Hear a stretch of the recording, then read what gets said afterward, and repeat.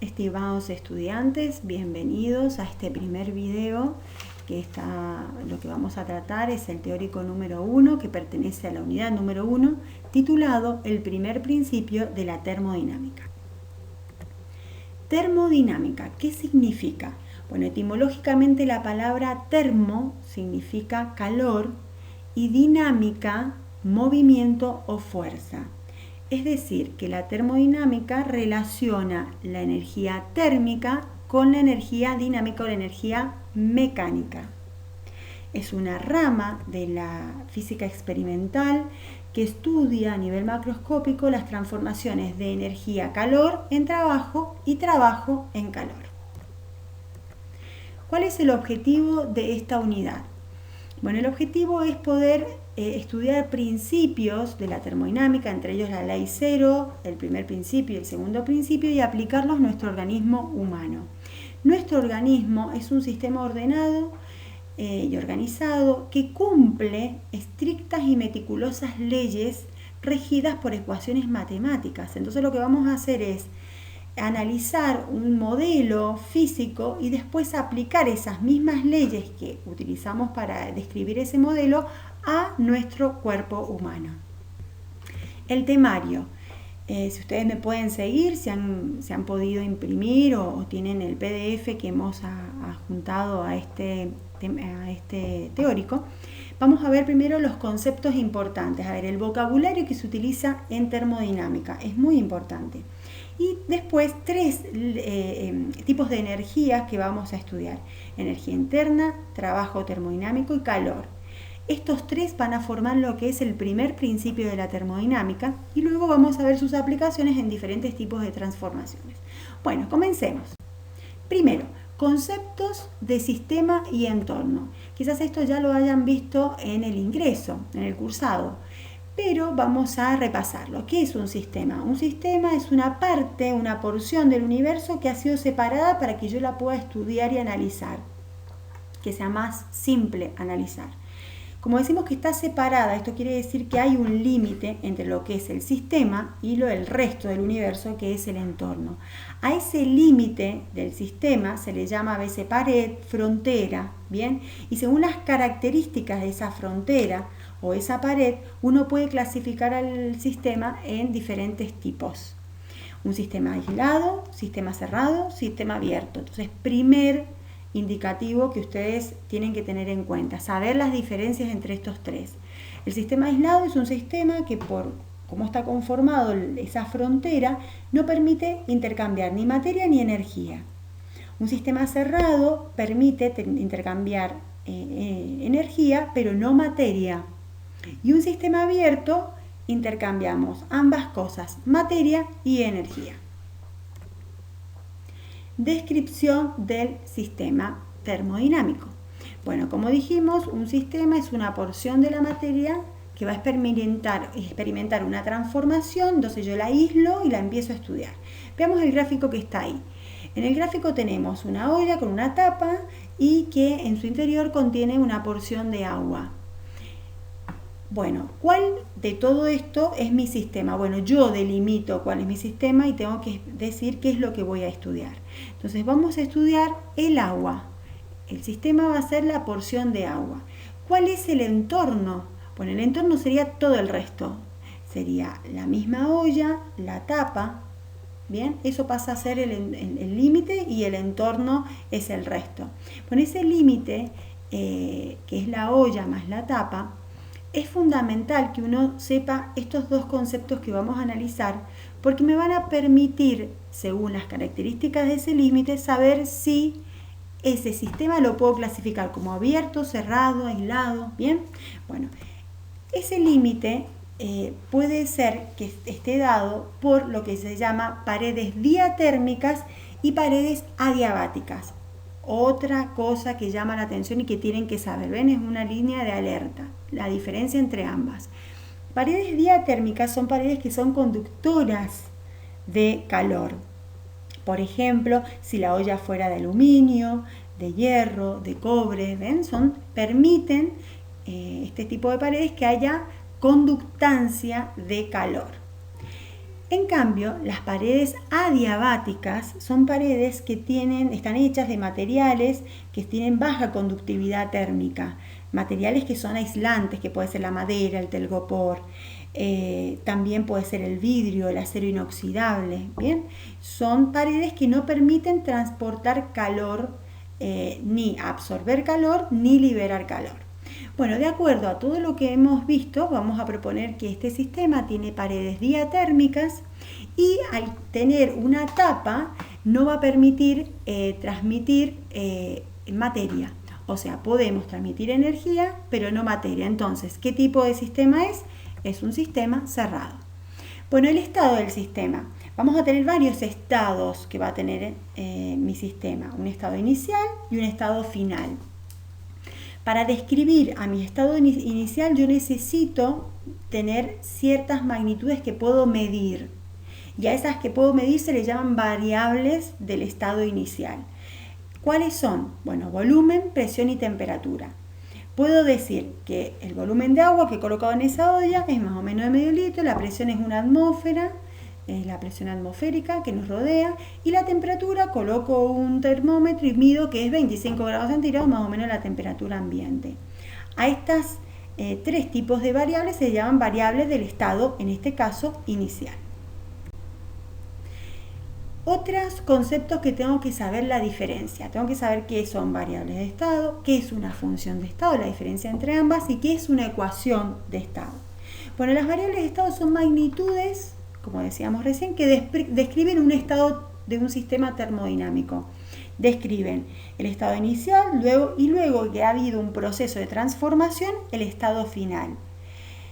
Por eso se llaman variables, ¿sí? Porque varían, siempre y cuando haya una transformación termodinámica. ¿Cuáles son? Bueno, ustedes ya las conocen: número de moles, presión, volumen y temperatura.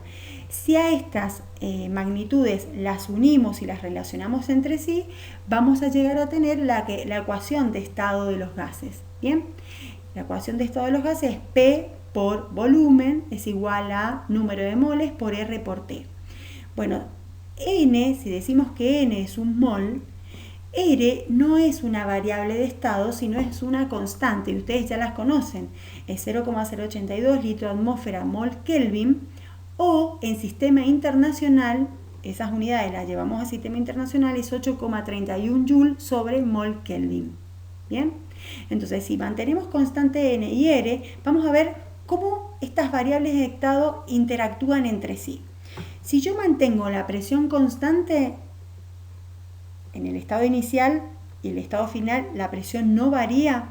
Bueno, si varía el volumen, va a variar también la temperatura. ¿Y de qué forma? Ahí hay un simbolito que dice directamente proporcional. El volumen y la temperatura son directamente proporcional. Quiere decir, se aumentan para aumentar los dos en la misma proporción. Si por alguna forma yo mantengo el volumen constante, es decir, mi volumen inicial y mi volumen final es el mismo, bueno, va a variar la presión y la temperatura. ¿Y de qué forma la van a hacer? También ahí hay otro simbolito que me indica que son directamente proporcionales. Si aumenta la temperatura, aumenta la presión. Si disminuye la temperatura, disminuye la presión. Ahora, si por alguna otra forma yo puedo mantener la temperatura constante, entonces me va a variar el volumen y la presión. Pero ahora, ojo, varían de forma inversamente proporcional. O sea, si el volumen aumentó, la presión va a disminuir en la misma proporción. Ahora bien, ¿qué es una función de estado? Bueno, una función de estado son también magnitudes que van a variar de acuerdo a cómo vaya evolucionando el sistema. Estas variables no dependen específicamente del camino del proceso recorrido, sino solamente dependen del estado inicial y el estado final. Bien, de todo lo que vamos a ver podemos decir que son variables de estado o funciones de estado, mejor dicho, N, P, V y T, que son variables de estado porque dependen del estado inicial y el estado final y no del camino recorrido. Pero a esta le sumamos variación de U, que es variación de energía interna, variación de energía libre, variación de entalpía y variación de entropía. Esos son los símbolos de todas las magnitudes termodinámicas que vamos a ver y que son todas función de estado. Pero hay dos magnitudes más que vamos a ver en todo lo que es termodinámica, que es el trabajo y el calor. Y estas no son funciones de estado. ¿Bien? No son funciones de estado. Después cuando las veamos individualmente vamos a saber por qué no. Bueno, vamos a comenzar viendo la diferencia entre calor, temperatura y energía interna. Vamos a ver un proceso o una transformación termodinámica. Ya describimos a este sistema, lo describimos recién en un estado inicial y ahora vamos a ver luego que pasa este tipo de transformación qué sucede con las variables que hemos medido. Bueno, ahora dice que una porción de agua, que ya habíamos dicho recién, está en un recipiente con una tapa fija y comenzamos a calentar hasta llegar a 80 grados centígrados. Entonces la pregunta es, los valores de la variable de estado que recién la describimos, ¿se van a mantener constantes o van a variar? Y no, van a variar, evidentemente va a ser así. Entonces vamos a ver qué sucede.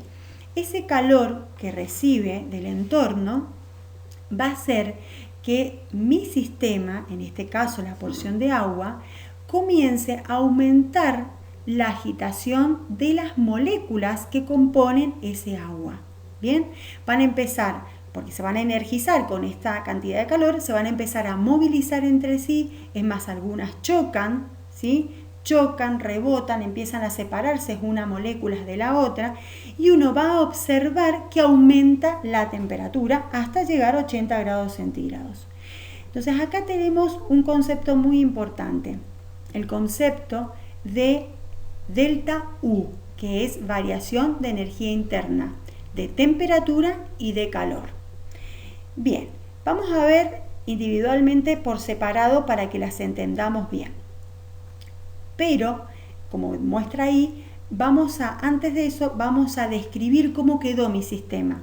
Bueno, el volumen 2 siguió siendo de 500 mililitros porque al tener una tapa, por más que eso quizás empezó a transformarse en vapor y ahí adentro de la olla yo tenía un poquito de vapor de agua y tenía agua líquida y ese vapor evidentemente empezó a empujar la tapa para querer levantarla, pero eso no ocurrió, no ha habido intercambio de materia con el entorno, pero sí de energía. Entonces el volumen se mantuvo constante, la temperatura aumentó 80 grados centígrados y la presión también aumentó. ¿Por qué aumentó la presión? Porque evidentemente el vapor quería salir, hacía presión para salir, pero la tapa, como estaba eso ajustado, no podía hacerlo, así que también aumentó la presión. Entonces las variables de estado han variado de un estado inicial a uno final. Ahora vamos a ver a nivel microscópico qué sucedió. Bueno, ¿qué sucedió? Bueno, ese calor que invertimos, ese tipo de energía que a su vez energizó las moléculas de agua, a ese aumento, esa energía que yo puedo sumar, esa energía cinética, esa energía potencial, esa energía en donde las moléculas rotaron, se trasladaron, vibraron, a esa suma de todas esas energías yo le llamo energía interna. Mientras mayor sea la energía interna de un cuerpo, más agitadas y más móviles van a estar las partículas que lo componen. ¿Bien? ¿Se entendió? O sea que los cuerpos, cada uno de los sistemas o cuerpos, poseen su propia energía interna. Quizás por fuera podemos estar en reposo, pero por dentro nuestras moléculas permanentemente se están movilizando. Así que todos tenemos una cierta energía interna, mayor o menor. Y algo muy interesante es que la temperatura es una forma de medir a nivel macroscópico, o sea, a nivel visual, que hay un aumento de energía interna. O sea, que hay una relación entre la energía interna y la temperatura. Un cuerpo que tenga mayor energía interna, si uno le mide con un termómetro, va a ver que tiene mayor temperatura. Así que la energía interna está relacionada con la temperatura. Es decir, que la temperatura dice que refleja el valor promedio de la energía cinética de las moléculas del sistema. Así que están relacionadas. Volvemos a repetir. Si un cuerpo aumenta su energía interna, macroscópicamente se va a observar eso porque aumenta su temperatura. Ahora nos vamos a concentrar en dar inicio a lo que se llama la ley cero de la termodinámica o también la ley del equilibrio térmico. Tenemos dos cuerpos con distintas temperaturas y vamos a aclarar que cada uno de estos cuerpos tienen diferentes energías internas. ¿Por qué lo sabemos? Porque tienen diferentes temperaturas. ¿Cuál de los dos tiene mayor energía interna? El cuerpo que tenga mayor temperatura. Ahora, cuando a estos dos cuerpos los ponemos en contacto, el cuerpo que tenga mayor energía interna va a transferir energía al cuerpo que tenga menor energía interna. A esa transferencia de energía se le llama calor. Y acá nos detenemos. El calor es lo que se denomina energía en tránsito. Los cuerpos no tienen calor, no poseen calor. Vieron que en la vida cotidiana uno dice este cuerpo está más caliente, este cuerpo está menos caliente, este cuerpo tiene calor. No, el calor no es algo que se posea, sino es algo que se transmite, es un tipo de energía que se transmite. ¿Cuándo se va a transmitir? Cuando haya diferencias de temperaturas, bien, entre dos cuerpos que entran en contacto. En realidad, desde el punto de vista termodinámico, es incorrecto decir que el cuerpo está caliente o está más caliente, sino lo correcto es decir que ese cuerpo tiene mayor energía interna. Bien, ahí vemos la diferencia entre los dos. Volviendo a la ley cero de la termodinámica, una vez que colocamos estos dos cuerpos en contacto, van a transmitirse ese calor, esa energía, desde el cuerpo de mayor temperatura al cuerpo que tenga menor temperatura. Esa dirección es una dirección natural que se da de forma espontánea. Siempre va así, desde el más de que tiene mayor temperatura o mayor energía interna al que tiene menor temperatura, menor energía interna. Bueno, ¿todo eso va a suceder indefinidamente? No. Va a llegar un momento en que no va a haber más intercambio de calor porque ambos cuerpos han llegado a la misma temperatura, han alcanzado lo que se dice el equilibrio térmico. Y acá nos detenemos de nuevo porque vemos que ambos cuerpos están a la misma temperatura, o sea, tienen una temperatura, pero no hay transferencia de calor. La diferencia entre calor y temperatura se vuelve a dar en este ejemplo. Y quizás para que uno sepa cómo familiarizarse un poco con la termodinámica que nos rodea, esto ocurre cuando tomamos la temperatura de diferentes cuerpos, entre estos hasta nosotros mismos. Entramos en equilibrio térmico junto con el termómetro, así que en definitiva el termómetro está tomando la temperatura de nuestro cuerpo, porque hemos llegado a este equilibrio. Vamos a detenernos acá, vamos a cerrar este video. Que hemos repasado y a veces y también hasta aprendido conceptos importantes. Así que debes tener en cuenta la diferencia que hay entre sistema aislado, cerrado, abierto, paredes adiabáticas y diatérmicas, variables de estado y que es una función de estado, entre calor y la energía interna, entre calor y temperatura, y ver la relación directa que hay entre la energía interna y la temperatura. Una vez que hayas repasado esto, te invitamos a que puedas ver el siguiente video que va a completar el teórico número 1.